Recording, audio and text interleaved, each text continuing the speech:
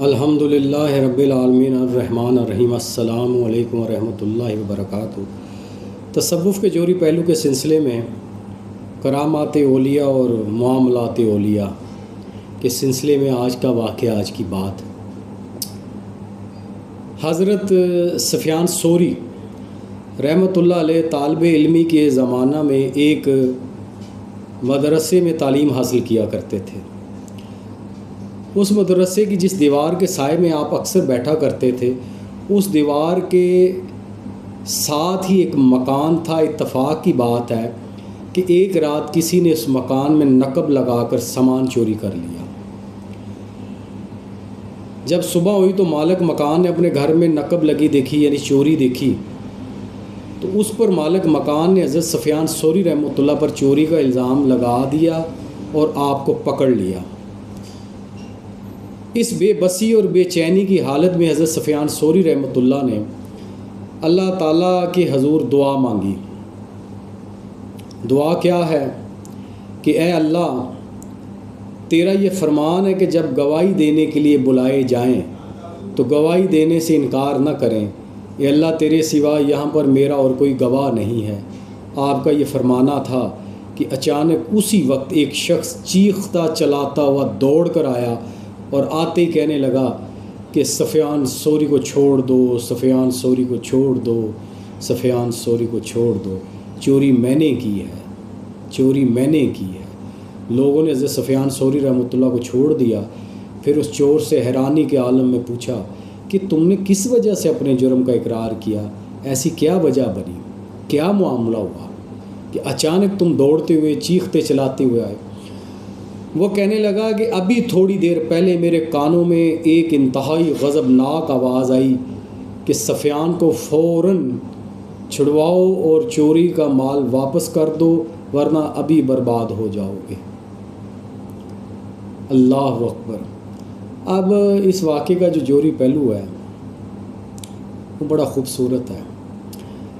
پہلا جوہری پہلو تو یہ ہے کہ آپ یہ دیکھیں کہ یہ جو اولیاء اللہ ہوئے ہیں، جتنے بھی اولیاء اللہ ہوئے ہیں، جو بنیادی تعلیم ہے نا، یعنی درس نظامی ہے، اس وقت جو مدارس میں پڑھائی جاتی تھی قرآن اور حدیث اور فقہ، یہ تقریباً سب نے پڑھی ہے۔ قرآن اول کے جتنے اولیاء ہیں، کوئی ایک ولی ایسا نہیں میری نظر سے گزرا، کسی ایک ولی اللہ کی ایسی کوئی ایک بایوگرافی، کوئی زندگی سوانح حیات میری نظر سے نہیں گزری جس میں میں نے یہ پڑھا نہ ہو کہ آپ نے درس نظامی، یعنی جو ابتدائی تعلیم ہے قرآن اور حدیث فقہ، جو گھر سے آپ کو ملی اور مدرسوں سے ملی، استادوں سے ملی۔ پہلا جوہری پہلو تو یہ ہے۔ اب اسی تعلیم کا یہ وصف تھا، یہ اعجاز تھا کہ حضرت سفیان ثوری رحمۃ اللہ علیہ طالب علمی کی عمر میں ہوتے ہوئے، یہ دوسرا جوہری پہلو ہے کہ وہ جب ان پر چوری کا الزام لگا، تو کیونکہ وہ جس دیوار کے ساتھ وہ بیٹھ کر پڑھا کرتے تھے اس مکان میں وہ چوری ہوئی، تو جب چوری کا الزام آپ پر لگا تو آپ جب گھبرائے تو آپ کو کوئی راستہ نظر نہ آیا سوائے اللہ کے، یعنی اللہ کو پکارا۔ یہ دوسرا جوہری پہلو۔ تیسرا جوہری پہلو بڑا اہم ہے کہ آپ نے جو دعا مانگی ہے نا، وہ سورہ بقرہ آیت نمبر 282 ہے کہ جب گواہی دینے کے لیے بلائے جائیں تو گواہی دینے سے انکار نہ کریں۔ اندازہ کریں، یہ ابتدائی تعلیم کا یہ حال ہے کہ حضرت سفیان ثوری رحمۃ اللہ سورہ بقرہ آیت نمبر 282 بیان فرما رہے ہیں کہ اللہ، تیرے سوا میرا کوئی گواہ نہیں ہے۔ اور یہ بڑا خوبصورت چوتھا جوہری پہلو ہے کہ اللہ کو بلا رہے ہیں گواہی دینے کے لیے۔ اب آپ اندازہ کریں کہ جس شخص کی طالب علمی میں یہ یعنی حال ہے، یہ مقام ہے، تو وہ پھر بڑا ہو کر جو ہے تو پھر امام وقت ہی بنے گا نا۔